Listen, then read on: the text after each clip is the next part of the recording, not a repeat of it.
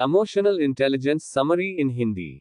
इस किताब emotional intelligence summary in Hindi को पढ़कर आप अपने इमोशंस को कंट्रोल करना सीखेंगे, जिससे आप जीवन में अपार सफलता हासिल करेंगे।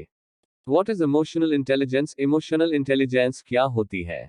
दोस्तों, बचपन से ही आप आईक्यू इंटेलिजेंस क्वोशंट के बारे में तो सुनते आए होंगे। आईक्यू से हमारी एकेडमिक इंटेलिजेंस का पता चलता है। ज्यादा आईक्यू वाले लोग ज्यादा सफल माने जाते हैं। लेकिन अब वैज्ञानिकों का मानना है कि सफल होने के लिए इमोशनल इंटेलिजेंस का होना भी जरूरी है, और इसी को हम ईक्यू इमोशनल क्वोशंट से मेजर करते हैं। वास्तव में हाई आईक्यू वाले लोग बहुत बार सफल नहीं हो पाते, बल्कि जिन लोगों में आईक्यू और ईक्यू का सही बैलेंस होता है, लाइफ में वही सफल होते हैं। परिभाषा: इमोशनल इंटेलिजेंस का मतलब है अपने अंदर के इमोशंस को समझना और उन्हें खुशी हासिल करने के लिए कंट्रोल कर पाना। आइए कुछ एग्जाम्पल्स से समझते हैं कि ईक्यू कितना इंपॉर्टेंट है। 1. क्या आपने कभी अनुभव किया है कि किसी को डांट पड़ी हो और वह रोने लग गया हो? ऐसा इसलिए होता है कि डांट पड़ने से उस व्यक्ति में डर का इमोशन आ जाता है। वह उसे ठीक से समझ नहीं पाता और रोने लगता है। तो यहाँ पर अगर उस व्यक्ति में ईक्यू ज्यादा हो तो वह अपने डर के इमोशन पर काबू पा सकता है। जिस चीज के लिए डांट पड़ी है वह उसके लिए अपोलोजाइज कर सकता है और अपनी भूल को सुधार सकता है, और खुद में कॉन्फिडेंस का इमोशन ला सकता है। 2. कुछ स्टूडेंट्स टॉप क्यों करते हैं और दूसरे फेल क्यों हो जाते हैं? क्योंकि टॉप स्टूडेंट्स के अंदर पॉजिटिव मोटिवेशन के इमोशंस रहते हैं। वे दूर की सोचते हैं, जबकि कुछ स्टूडेंट्स पर मौज मस्ती के इमोशंस हावी रहते हैं। अगर वे भी इन इमोशंस को समझ सके और उन्हें कंट्रोल कर ले तो वे भी सफल हो सकते हैं। तो ऊपर के 2 एग्जाम्पल्स से आप समझ ही गए होंगे कि ईक्यू डेवलप करना कितना इंपॉर्टेंट है। ये लाइफ के हर क्षेत्र में काम आता है। Role of emotional intelligence in different fields. Emotional intelligence का जिंदगी के हर क्षेत्र में अपना रोल है। नीचे इन एरियाज के बारे में बताया गया है। 1. रिलेशनशिप। इमोशनल इंटेलिजेंस का लाइफ के हर क्षेत्र में रोल है। आइए कुछ एग्जाम्पल्स देखते हैं। सबसे पहले, आपका पार्टनर के साथ जो रोमांटिक रिलेशन है उसमें इमोशंस की काफी वैल्यू होती है। हर बार आप अपने पार्टनर को फील करवाएं कि आप उनसे प्यार करते हैं, उनकी केयर करते हैं, उनकी हमेशा रक्षा करेंगे, और हमेशा कठिन परिस्थिति में भी आप उनका साथ देंगे।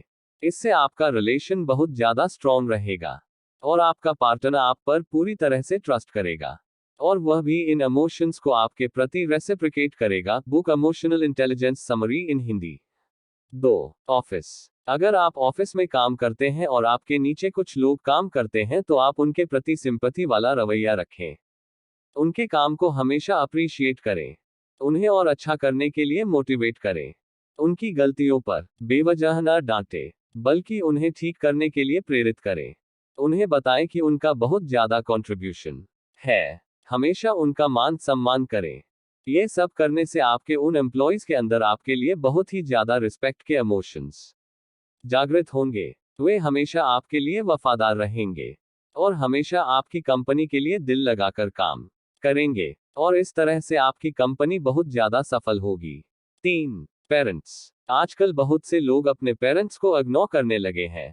इससे पेरेंट्स को अंदर ही अंदर बहुत दुख होता है, क्योंकि उन्होंने अपने बच्चों के लिए बहुत त्याग किया होता है।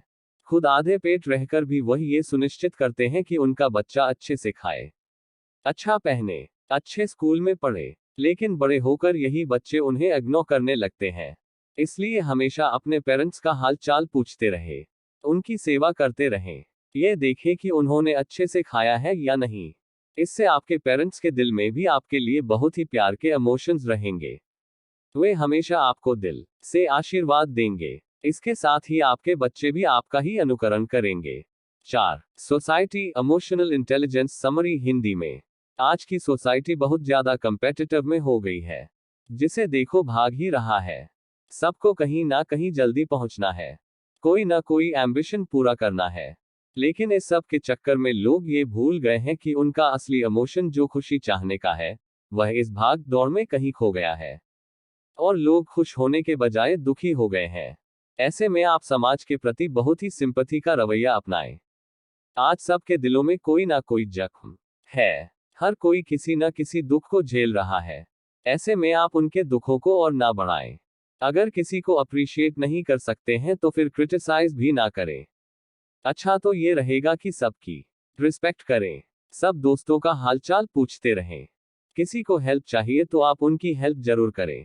इस पोस्ट को शेयर करें ताकि उन्हें भी ईक्यू के बारे में पता लग सके। इस सब से आप समाज में पॉजिटिव बदलाव ले आएंगे और दोस्तों के साथ आपकी फ्रेंडशिप और गहरी हो जाएगी। 5. चिल्ड्रन, अगर आपके बच्चे हैं तो उन्हें भरपूर प्यार करें। हर दिन उन्हें हक करें। बचपन से ही उन्हें दूसरों की रिस्पेक्ट करना सिखाएं। लेकिन इसके लिए आप पहले उनकी रिस्पेक्ट करें। इससे उनकी सेल्फ एस्टीम बहुत बढ़ जाती है और आगे चलकर वे कभी हीन भावना से ग्रस्त नहीं होते हैं। जिन बच्चों के माँ बाप उन्हें डांटते रहते हैं वे आगे चलकर बहुत ही दब्बू बन जाते हैं। वे स्कूल में भी अच्छा परफॉर्म नहीं करते हैं। टीचर से बात करते हुए भी वे हिचकते हैं। इसलिए बच्चों को बेवजह न डांटे। लेकिन जो पेरेंट्स बच्चों की गलती पर भी चुप रहते हैं उनके बच्चे आगे चलकर बहुत बदतमीज किस्म के बन जाते हैं। इसलिए बच्चों को डांटना तो उचित नहीं है लेकिन उन्हें टोकना जरूरी है। उन्हें लॉजिकली समझाएं। पहले उनसे पूछें कि इस बर्ताव से क्या नुकसान होगा, फिर उन्हें उचित गाइडेंस दें। इस तरह आप अपने बच्चे को अच्छा नागरिक बना पाएंगे। How to enhance your EQ, emotional intelligence summary in Hindi. किताब के इस भाग में लेखक ने EQ बढ़ाने के तरीके बताए हैं। इन्हें सीखकर आप भी अपना EQ बढ़ा सकते हैं। 1. Self awareness. दोस्तों, अगर आपको अपनी EQ बढ़ानी है तो सबसे पहले आपको अपनी सेल्फ अवेयरनेस बढ़ानी होगी। सेल्फ अवेयरनेस का मतलब है आत्मज्ञान, यानी खुद को जानना। बहुत बार हमें यही पता नहीं होता है कि हम जिंदगी में आखिर चाहते क्या है। बहुत सारे लोग खुशियों के पीछे भागते हैं, लेकिन उन्हें ये पता नहीं होता कि उन्हें खुशी मिलेगी कैसे। बहुत से लोग सिर्फ भेड़ चाल में चलने लग पड़ते हैं। उन्हें लगता है कि सरकारी नौकरी मिल जाने से उन्हें खुशी मिल जाएगी, लेकिन ये सच नहीं है। जितने भी सरकारी कर्मचारी हैं, वे खुद अपनी 9 बजे से 5 बजे वाली जॉब में फंसा हुआ महसूस करते हैं। इसी तरह कुछ लोग सोचते हैं कि बड़ी गाड़ी और बंगला मिल जाए तो वे बहुत खुश हो जाएंगे। लेकिन बहुत से अमीर लोग तरह तरह के कष्टों में उलझे हुए हैं। कुछ तो डिप्रेशन से पीड़ित होकर सुसाइड तक कर लेते हैं। बहुत से ड्रग्स आदि लेने लगते हैं। तो इस तरह सबसे पहले हमें जानना होगा कि हम आखिर जिंदगी में क्या चाहते हैं। इसके लिए आपको अपने अंदर सेल्फ अवेयरनेस बढ़ानी होगी। लेकिन सेल्फ अवेयरनेस के रास्ते में सबसे बड़ी रुकावट होती है हमारे अंदर इमोशंस का कंफ्यूजन। दिन भर में हमारे अंदर लगभग 60,000 तरह के विचार आते रहते हैं, जिनसे हमारे भीतर इमोशंस का कूड़ा करकट इकट्ठा हो जाता है। इससे ब्रेन बहुत ही कंफ्यूज हो जाता है और हम सेल्फ अवेयर नहीं हो पाते।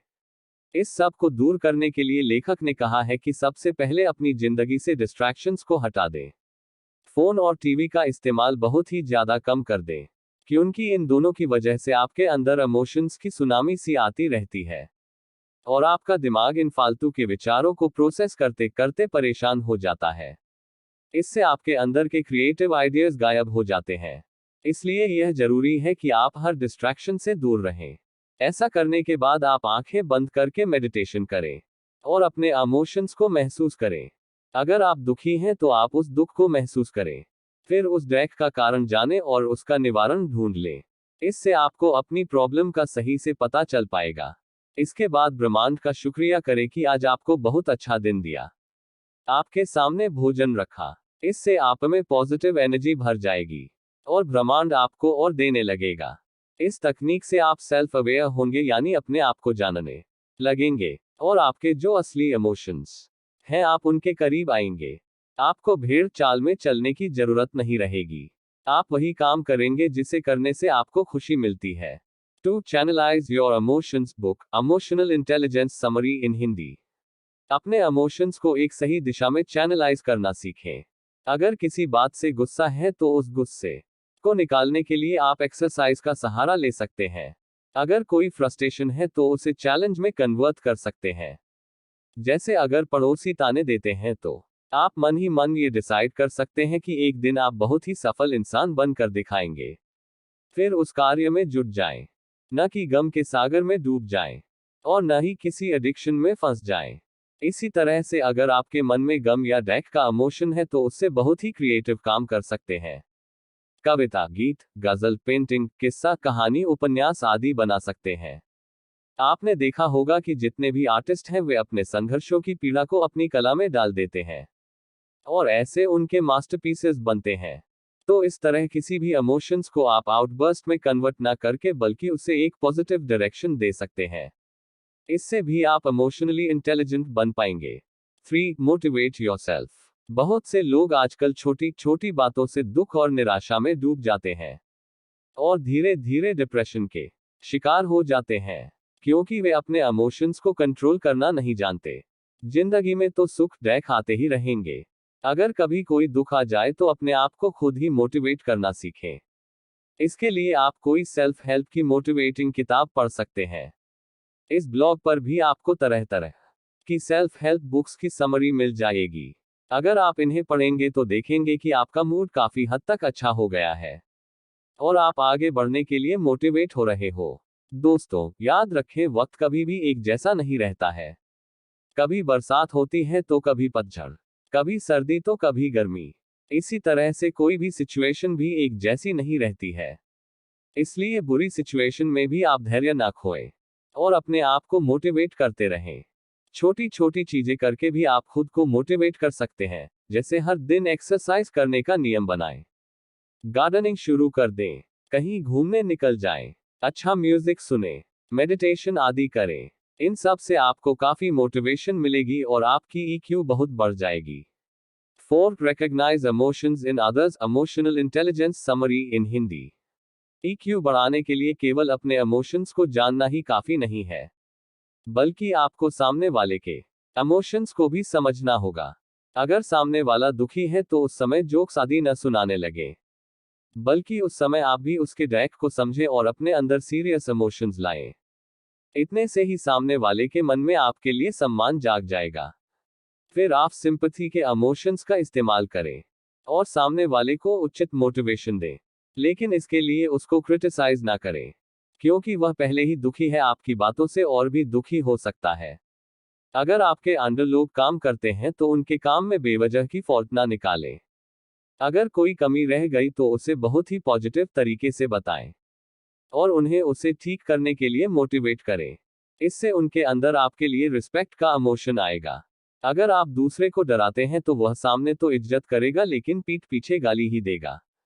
तो इसी तरह से हर सिचुएशन में आप सामने वाले के इमोशंस को भी ध्यान में रखें और उचित व्यवहार करें।